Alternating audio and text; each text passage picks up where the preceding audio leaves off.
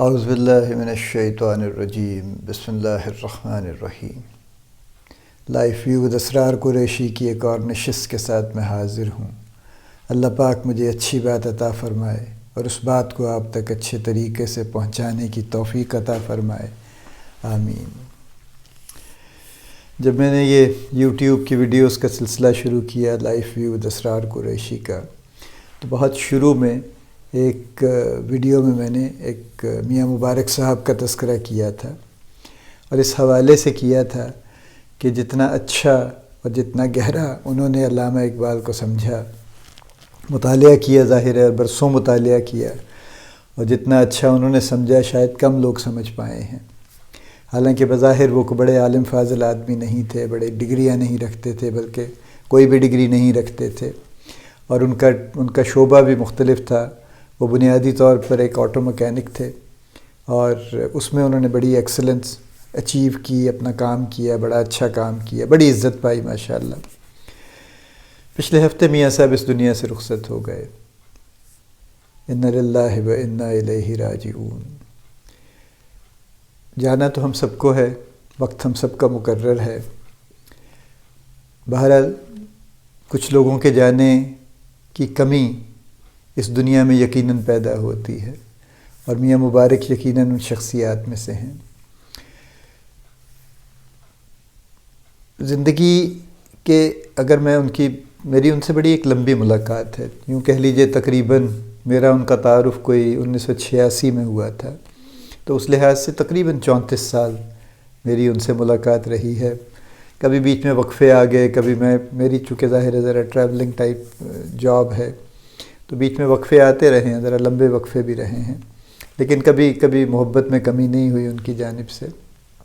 تو جب بھی ملے بڑے اچھے طریقے سے ملے، جب بھی ملے کچھ نہ کچھ اچھی گفتگو سنائی انہوں نے، اور ان کے 3 چیزیں میں نے دیکھی ان کی زندگی میں جو بڑی اعلیٰ تھیں، اور جو میں چاہتا ہوں کہ وہ میں آپ سے شیئر کروں۔ ایک محنت، بے حساب بے شمار رات دن محنت، ساری عمر انہوں نے کی، آخر تک کی۔ آخر میں کچھ عرصہ صحت ان کی بہت اچھی نہیں تھی، لیکن اس کے باوجود وہ گھر نہیں بیٹھے۔ جب جہاں ممکن ہوا وہ آ کے ضرور بیٹھتے تھے اپنے ٹھکانے پہ، اور بیٹھے رہتے تھے وہاں پہ، کام کرتے رہتے تھے کچھ نہ کچھ جو ممکن ہو سکتا تھا۔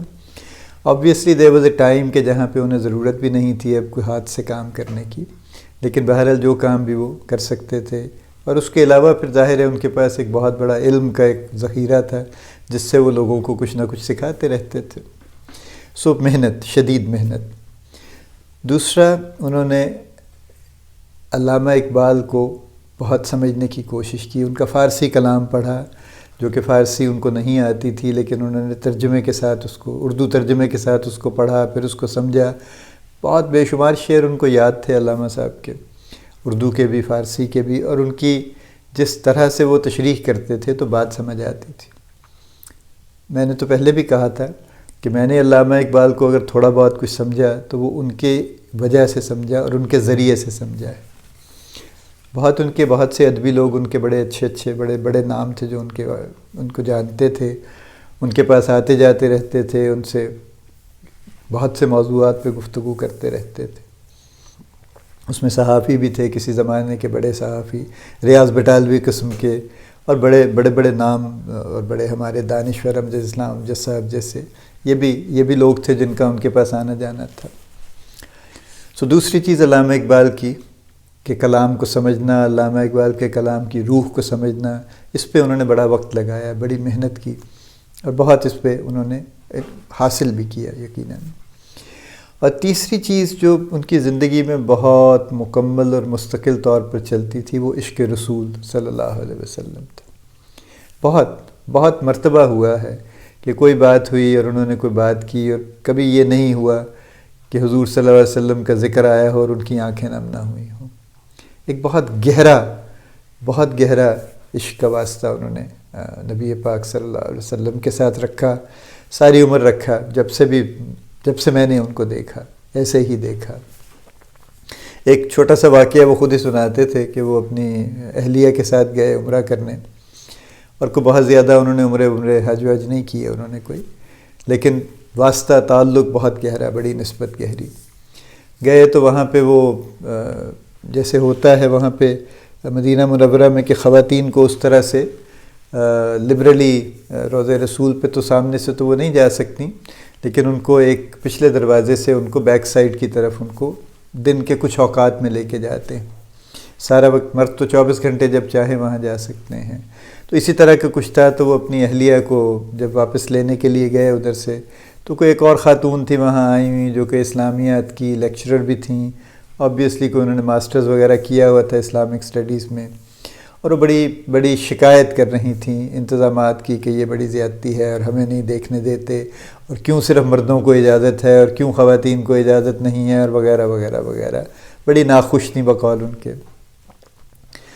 تو انہوں نے کہا کہ بیٹا بات سنو، آپ تو بڑی پڑھی لکھی ہو، ہم تو خیر پڑھے لکھے لوگ نہیں ہیں، لیکن بات صرف اتنی سی ہے کہ یہ جو روضہ رسول صلی اللہ علیہ وسلم ہے، اس کو تو کبھی آنکھیں پھاڑ کر نہیں دیکھنا چاہیے، یہ تو بڑی بے ادبی ہو جائے گی.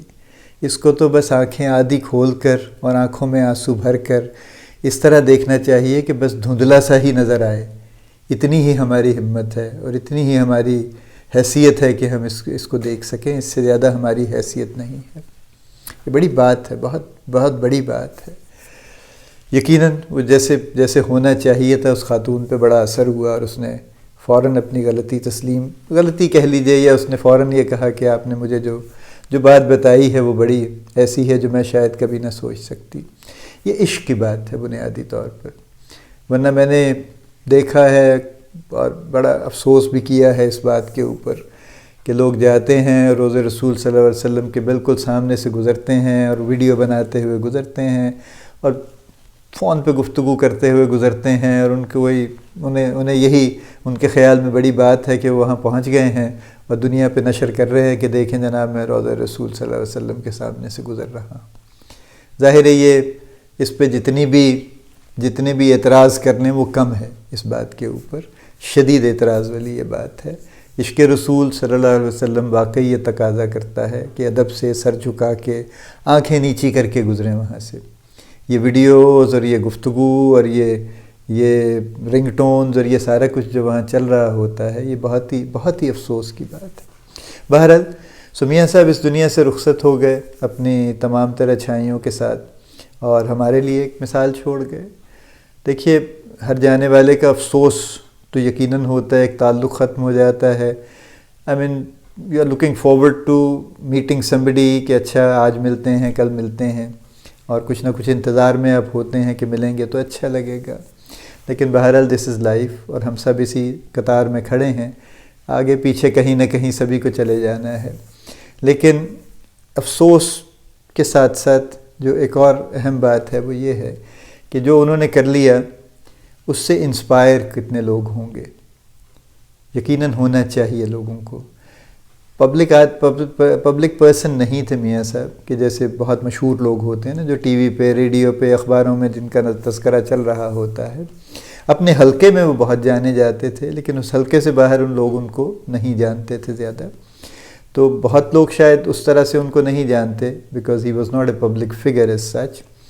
لیکن ان کی جو 3 چیزیں میں نے آپ سے عرض کیں کہ ایک محنت ساری عمر بغیر کسی شکوے شکایت کے، اور اس محنت سے جو حاصل ہوا ہے وہی ہے. کوئی شارٹ کٹ، کوئی ادھر ادھر کی چیز، کوئی غلط کام کر کے کچھ لینے کی کوشش کرنا سوال ہی پیدا نہیں ہوتا. محنت اور دیانتداری کے ساتھ محنت نمبر 1. علامہ اقبال کو سمجھنا، ساری عمر اس پہ محنت کرنا، حالانکہ جیسے میں نے کہا وہ کوئی لٹریری آدمی اس طرح سے نہیں تھے، اور اس کو سمجھنا اور اس کی روح تک پہنچنا اور اس کو اپنے اوپر اور اپنی زندگی میں شامل کرنا، یہ نمبر 2. اور نمبر 3 عشق رسول صلی اللہ علیہ وسلم. اصل میں عشق رسول صلی اللہ علیہ وسلم اور علامہ اقبال آپس میں ان کے جڑے ہوئے تھے. ان کا یہ یقین تھا کہ علامہ اقبال بھی عشق رسول صلی اللہ علیہ وسلم میں سرشار تھے ہمیشہ، اور اسی لیے جو کچھ بھی انہوں نے کہا اسی طرح سے کہا ہے. اور میری بڑی خوش قسمتی ہے، میری ان سے ملاقات ہوئی اور ایک لمبا عرصہ رہی. اسی سال 2020 کے جنوری میں انہوں نے مجھے 2 کتابیں تحفہ کیں. ایک اسرار و رموز علامہ اقبال کی اور ایک ارمغان حجاز، دونوں فارسی کلام ہیں، اس لیے انہوں نے مجھے اردو ترجمے کے ساتھ انہوں نے وہ تحفہ کی۔ دونوں پہ اپنے ہاتھ سے لکھا انہوں نے۔ اسرار و رموز پہ انہوں نے شروع میں لکھا، پہلے پیج پہ میرا نام لکھا کہ اسرار احمد قریشی کے لیے، مولانا بھی لکھا ساتھ میں جو میں نہیں ہوں، کہ علم کی حد سے پرے بندہ مومن کے لیے لذت شوق بھی ہے، نعمت دیدار بھی ہے۔ اس شعر کو پڑھتے جائیے اور اس کے مطالب سمجھتے جائیے، اور یہ بڑی بڑی بات انہوں نے لکھی، میرے لیے لکھی کہ یہ چیز ہے جو مجھے لے کے چلنی چاہیے۔ دوسری کتاب تھی ارمغان حجاز، اس پہ انہوں نے شروع میں فرسٹ پیج پہ لکھا، وہی میرا نام بھی لکھا، اور پھر لکھا کہ عقل و دل و نگاہ کا مرشد اولی ہے عشق، عقل و دل و نگاہ کا مرشد اولی ہے عشق، عشق نہ ہو تو شرح دین بت کدے تصورات، عشق نہ ہو تو شرح دین بت کدے تصورات۔ ان دونوں شعروں پہ انہوں نے مجھے بڑی تفصیلی مجھ سے گفتگو مختلف اوقات میں کی، یہ ان کے پسندیدہ شعر تھے دونوں، اور اس پہ انہوں نے ہمیشہ کئی مرتبہ اس پہ بات کی اور بڑی تفصیل میں انہوں نے بات کی۔ اللہ پاک میاں مبارک صاحب کی مغفرت فرمائے، ان پر لاکھوں رحمت نازل فرمائے، انہیں کروٹ کروٹ جنت نصیب فرمائے، اپنے جوار رحمت میں جگہ عطا فرمائے، آمین۔